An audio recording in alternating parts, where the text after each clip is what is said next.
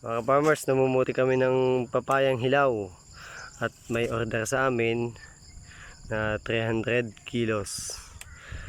Ayan, yung mga maliliit lang ang kinukuha namin dahil yung malalaki ay panghinog namin yan. Ayan. Ang nanay ko nga pala ang katulong ko sa pamitas. Abot-abot lang na kamay dahil hindi na namin kailangan ng hagdan at mabababa naman yung aming papaya. Ganito lang mga ka-farmers mag-harvest ng papaya, napakadali, di ba?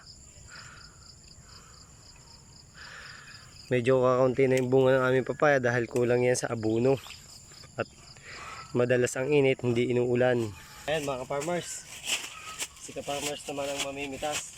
Ililiit natin yung plastic. Ganito lang kadali mga ka-farmers mamitas ng papaya.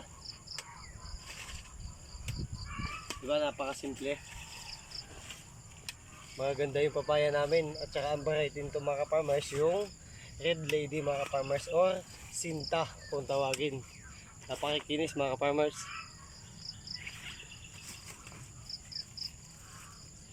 Wala na, dito tayo.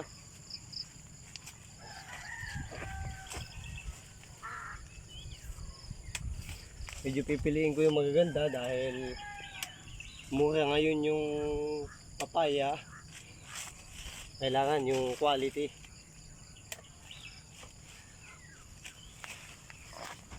Dito tayo.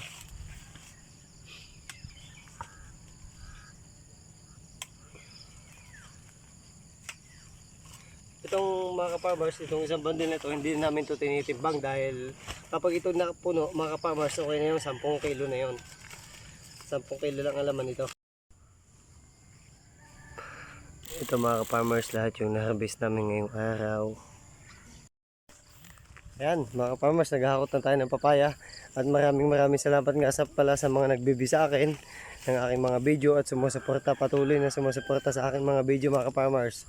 Have a nice day sa inyo lahat at kung gusto niyo pa makilala at makita pa ang mga video ni ka-farmers, i-follow nyo lang si ka-farmers at makikita nyo ang mga video ko araw-araw.